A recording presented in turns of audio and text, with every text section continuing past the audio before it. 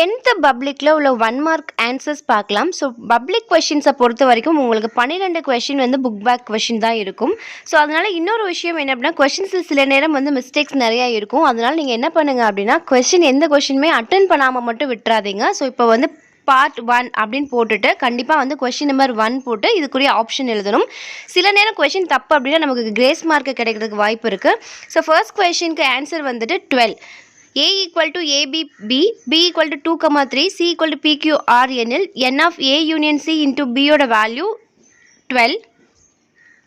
Second கொஷினோட answer வந்துட்டு N of A வந்து P, N of B வந்து Q எனில் Aயிலிருந்து Bக்கு கிடைக்கும் மொத்த உறவுகளின் எண்ணிக்கை வந்து என்னன்னா 2 power PQ. F of 1 equal to 1, F of 2 equal to 3, F of n equal to F of n minus 1 plus F of n minus 2 என கொடுக்கப்பட்டிருப்பின் F of 5 என்ன அப்படின்னா 11. T1, T2, T3 என்பது ஒரு கூட்டுத்தொடர் வரிசை எனில் T6, T12, T8 என்பது வந்துட்டு ஒரு மாறிலி தொடர் வரிசை. Fifth question, 3y minus 3 divided by y division 7y minus 7 division 3y square கொடுத்துருக்காங்க. ஸோ எங்கெல்லாம் டிவிஷன் வருதோ டிவிஷனுக்கு அப்புறம் என்ன வந்திருக்கு 7y minus 7 divide 3y ஸ்கொயரா.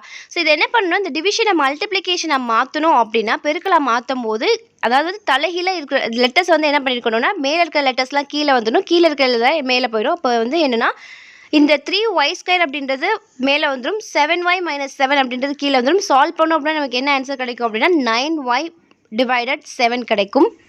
ஒரு இருபடி சமன்பாட்டின் வரைபடம் பரவளையம் பாரபோலா அப்படின்னு சொல்லுவாங்க. Seventh question, AB by DE equal to BC by FD எனில் ட்ரையாங்கிள் ABC மற்றும் ட்ரையாங்கிள் EDF எப்போது வடிவொத்தமையாக அமையும் அப்படின்னா B equal to D. வட்டத்தின் தொடுகோடும் அதன் ஆரமும் செங்குத்தாக அமையும் இடம் வந்து தொடுப்புள்ளி. எக்ஸ் அச்சுக்கு செங்குத்தாக உள்ள நேர்கோட்டின் சாய்வு. இந்த கொஷின் வந்துட்டு எக்ஸாமில் நீங்கள் இந்த கொஷின் நம்பர் போட்டிருந்தீங்க அப்படி நம்பர் போட்டு நீங்கள் ஆன்சர் பண்ண ட்ரை பண்ணியிருந்தாலே உங்களுக்கு 1 மார்க். So question தப்புது.